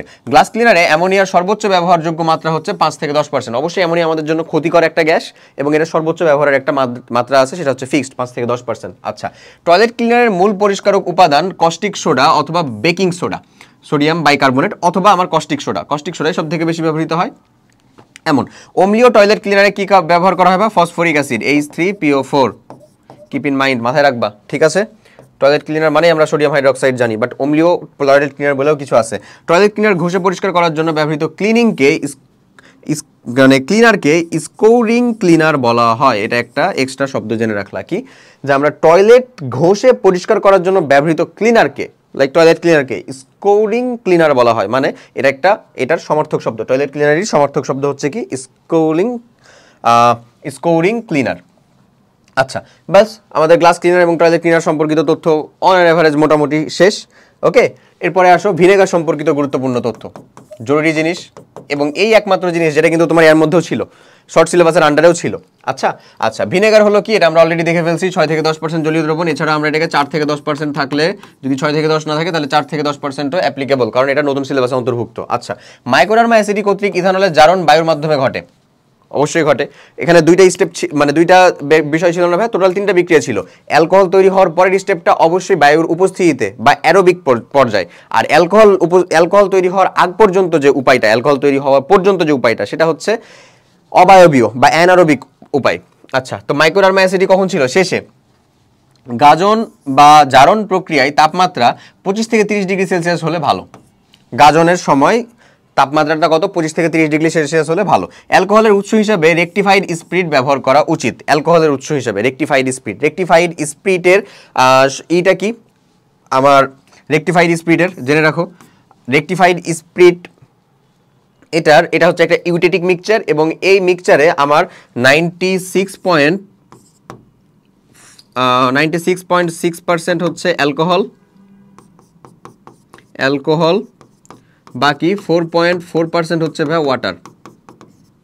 এই মিক্সচারের কম্পোজিশন হচ্ছে ভাই এমন, 96.6% হচ্ছে অ্যালকোহল থাকে, ইথানল থাকে, এবং 4.4% থাকে কি? আমার পানি। ওকে, আচ্ছা, এরপরে কি? ভিনেগারের ফলে খাদ্যদ্রব্যের পিএইচ এর মান হয় 4 এর নিচে, এবং আমরা দেখছি যে 4.5 এর নিচে কি হয়? অণুজীব বা ব্যাকটেরিয়া বা মাইক্রোবস জন্মাতে পারে না। পিএইচ 5 এর কমে ব্যাকটেরিয়া জন্ম নেয় না, এই যে বললাম। ওকে, আচ্ছা, ভিনেগার পানিতে যে কোনো অনুপাতে মিশ্রণীয়, যে কোনো অনুপাত। ইথানোয়িক অ্যাসিডের স্ফুটনাঙ্ক কত? 118 থেকে 119 ডিগ্রি সেলসিয়াস। আচ্ছা, পচনকারী ব্যাকটেরিয়ার বংশবিস্তারের উপযুক্ত পিএইচ হচ্ছে 5.4 থেকে 7 পয়েন্ট। আমরা আরেকটা দেখছিলাম কত? 6.5 থেকে 7.5। এটাও হয়। ওকে, এরপরে আসো আমরা আমাদের কোশ্চেনের মধ্যে চলে আসছি। ওকে, এই কোশ্চেনগুলো বেশি নাই, জাস্ট 3টা আছে এবং খুব সহজতর সময়ে আমরা শেষ করে ফেলছি আর কি। এবং আমরা যে টোটাল যতগুলা জ্ঞানযুক্ত ইনফরমেশন নিলাম, সেটা আমরা কতটা নিয়ে রাখতে পারবো ভাই, সেটার উপর নির্ভর করতেছে আমরা এখান থেকে জ্ঞানমূলক প্রশ্ন কত দ্রুত সহজে শেষ করতে পারবো। একটা বিষয় মাথায় রাখবা, ফিজিক্স, ম্যাথ, এই দুইটা সাবজেক্ট যদি কমপ্লিট করতে যাও, সেখানে থিওরিটিক্যাল জিনিসের থেকে ম্যাথমেটিক্যাল টার্মগুলো বেশি থাকবে, সেখানে ম্যাথ করতে তোমার সময় লাগবে। তোমাকে যদি কোনো সাবজেক্ট উঠাইতে পারে, একটা এমসিকিউ এর পেছনে যে মাত্র 45 সেকেন্ড সময় আছে, তুমি যদি 10 সেকেন্ডের মধ্যে কোনো একটা এমসিকিউ এর ভরাট করা অবধি কমপ্লিট করতে পারো, সেটা হচ্ছে জ্ঞানমূলক কোনো প্রশ্ন। জ্ঞানমূলক প্রশ্ন তুমি কোথায় পাবা?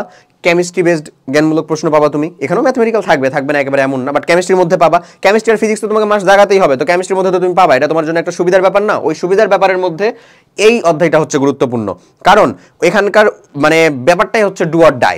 তুমি পারলে তোমার জন্য ফিক্সড মার্ক, না পারলে তুমি আন্দাজে মারলে এটা ভুল হওয়ার সম্ভাবনা সব থেকে বেশি। ক্লিয়ার আমার কথা? তো সেই জন্যই ভাইয়া, দুধের প্রোটিন কোনটি, এটা যদি তুমি জানে থাকো ফিক্সড, এরা উত্তর করতে 45 সেকেন্ড লাগবে না, ওই 10 সেকেন্ডে তুমি ভরাট করে ফেলবা, তাই কি না? না পারলে তো আবার শেষ। এই বিষয়টাই, এটার জন্যই জ্ঞানমূলক জায়গাগুলো ইম্পর্টেন্ট। দ্যাটস ওয়াই বায়োলজিও কিছুটা হলো কি প্রিফারেবল আর কি, হ্যাঁ, যেহেতু এটা তুমি পারলে তোমার সময় কম লাগবে, ব্যাপারটা হলো এটা। বাট তুমি ম্যাথ দেখো, ফিজিক্স দেখো, একটা ম্যাথ তুমি জানো, তুমি পারবা, বাট সময় লাগবে, কারণ ম্যাথটা তোমাকে করে যেতে হবে, করে উত্তরটা বের করতে হবে। দ্যাটস ওয়াই তোমার টাইম কনজিউম করতে হয়, সেটা তোমার সময় লাগবেই। বাট এখানে একটা জ্ঞানমূলক প্রশ্নে কি রকম না, এই যে দুধের প্রোটিন কোনটি, আমরা জানি দুধের প্রোটিন মাত্রই আমরা দেখছি কেসিন আছে কোথায়? সি নাম্বার আমার সঠিক উত্তর, শেষ। ক্লিয়ার কিনা? এই আচ্ছা, পরের কোশ্চেনে দেখো, পরের কোশ্চেন কি বলে, কোনটি ফরমালিন হচ্ছে আমার 46% স্পেশালি, বা 40 থেকে 60%, যেটা বলবা তুমি। এটা কি? ফর্মালডিহাইড, HCHO এর জলীয় দ্রবণ, এটা হচ্ছে আমার ফরমালিন। ওকে, ফরমালিন আর ভিনেগার আবার এক করে ফেলো না, ফরমালিন হচ্ছে ফর্মালডিহাইডের জলীয় দ্রবণ, ফর্মালডিহাইডের জলীয় দ্রবণ কত 46 বা 40 থেকে 60%, এখানে কত দিছে 40% অ্যাকুয়াস সলিউশন অফ ফর্মালডিহাইড, একই কথা 40 থেকে 60, সরি এটা 60 হবে ভাই, ওকে এই তো বুঝা গেছে। আচ্ছা আর এটা আবার কি 6 থেকে 10% ইথানোয়িক অ্যাসিড, কি রে ভাই এটা, এটা হচ্ছে আমার 6 থেকে 10% ইথানোয়িক অ্যাসিড, এটা হলো আমার ভিনেগার, ক্লিয়ার। 96% ইথানল, এটা আমার কি ছিল রেকটিফাইড স্পিরিট, বলে দিলাম সবগুলা। আর spirit rectified spirit 30% hydrogen peroxide, কি এটা কোন একটা জারকের সংকেত। আচ্ছা পরের পার্টটাতে আসো, ইরিথ্রিটল কি, ইরিথ্রিটল কি, এই যে এই ইনফরমেশন যদি তুমি ইরিথ্রিটল সম্পর্কে আজকে ফার্স্ট শুনো সেটা তো তাহলে উত্তর মানে কখনো করাই যাবে না। তবে যদিও ফার্স্টে একেবারে শুনো তাহলেও মানে জাস্ট একটু হয়তো বা হিন্ট কাজে লাগাইতে পারো, কেমিস্ট্রির ক্ষেত্রে এটা সম্ভব শুধু। এটা হচ্ছে ইরিথ্রিটল, ইথানল, অ্যালকোহল, এই জিনিসগুলো কি বোঝা যাচ্ছে, সরবিটল, তো এই যে গ্লিসারল, এই সব কিছুর মধ্যে কমন গ্রুপটা কি, alcohol group, it means it holds hydroxyl functional group, এই ফাংশনাল গ্রুপ যুক্ত একটা যৌগ ইরিথ্রিটল, এটা তুমি জানলা।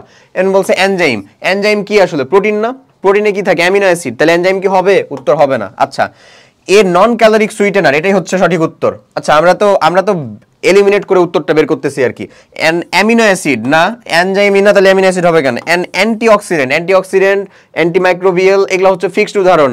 ওখানে তুমি ইরিথ্রিটলটা দেখছিলা, অ্যান্টিঅক্সিডেন্টের উদাহরণগুলো কি কি বলো তো ভাইয়া, মনে আছে এখন? আলহামদুলিল্লাহ যদি মনে থাকে তাহলে মনে করো যে তোমার এটার সম্পর্কে প্রিপারেশন আলহামদুলিল্লাহ হয়ে গেছে। ওকে তাহলে কি ছিল ভাইয়া, BHA butylated hydroxy anisole, BHT butylated hydroxy toluene, TBHQ tertiary butyl, TBHQ tertiary butylated hydroxy anisole, sorry TBHQ tertiary butyl hydroquinone, এই। আচ্ছা তারপরে কি ছিল, পিজি প্রোপাইল গ্যালেট, এছাড়াও ছিল সাইট্রিক অ্যাসিড, আরও কি কি, ক্লিয়ার। এরা ছিল আমার কি ভাইয়া, অ্যান্টিঅক্সিডেন্ট। তো এই হচ্ছে আমার টোটাল জিনিসপত্র, আমাদের এখানে পর্যন্তই, এই ক্লাসটা এখানেই শেষ ভাইয়া। সো তোমাদেরকে আসলে অনেক অনেক থ্যাংক ইউ মনোযোগ দিয়ে একটা এই এরকম জ্ঞানমূলক টোটাল ক্লাসটা কমপ্লিট করার জন্য। দেখো চেষ্টা করতে থাকো, অবশ্যই কমপ্লিট করো, নিজের সাথে সব থেকে পরিশ্রম করো, ইনশাল্লাহ সফল হবাই। ওকে আসসালামু আলাইকুম।